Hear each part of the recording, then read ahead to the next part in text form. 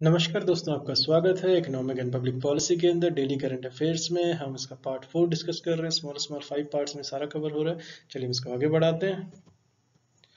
इसमें जो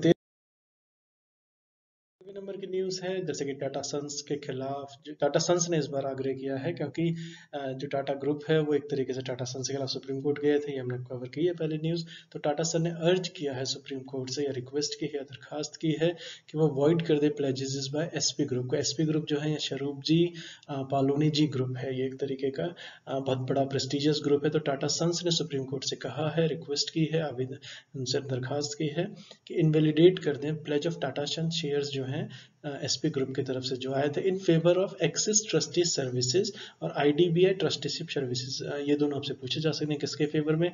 axis trustee services और आईडीबीआई ट्रस्टी सर्विसेज, और जिस तरीके उन्होंने डॉक्यूमेंट कोर्ट में फाइल किए हैं। इसके बाद जो एक और इम्पॉर्टेंट न्यूज़ है पबजी से रिलेटेड है। पबजी को लोग जिस तरीके से बैन हो गया है, लेकिन ऐसा सुनने में भी आ रहा है कि इसका क्रैक हो गया है, तो लोग इसको अभी भी खेल रहे हैं, स्किड्स स्पेशली।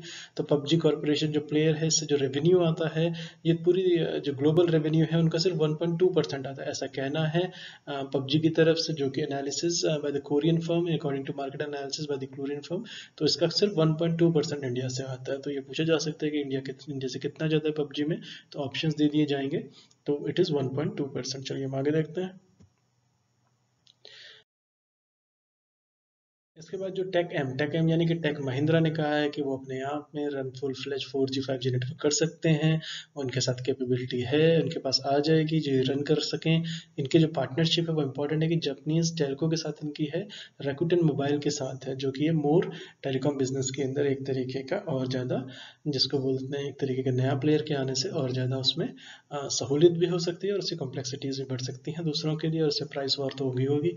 तो इसको देखते हैं किस तरीके से होगा, लेकिन फिलहाल टेक एम का ये कहना है। और इनका जो जापानीज टेलको के साथ पार्टनरशिप है वो है रैकुटेन मोबाइल के साथ। इसके बाद आरबीआई की तरफ से बहुत इंपॉर्टेंट न्यूज़ है इस बार। आरबीआई ने कहा है कि फ्यूअर सीईओज में भी क्वालिफाई, इनका एक नोटिफिकेशन जारी किया है इन्होंने।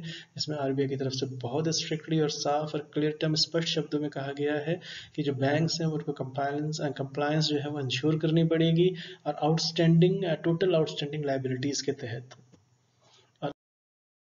इसमें जो इम्पोर्टेंट चीज़ है कि एडजस्टेबल टेंजिबल नेटवर्थ के हिसाब से उसको आप बताएं हमें कितनी है at the time of implementation itself. इनको ये भी चाहिए, और ये ऑलमोस्ट 2 ईयर्स अहेड कहा जा रहा है, फाइनेंशियल ईयर 23, जैसा कि कामित कमेटी ने इसमें कहा था।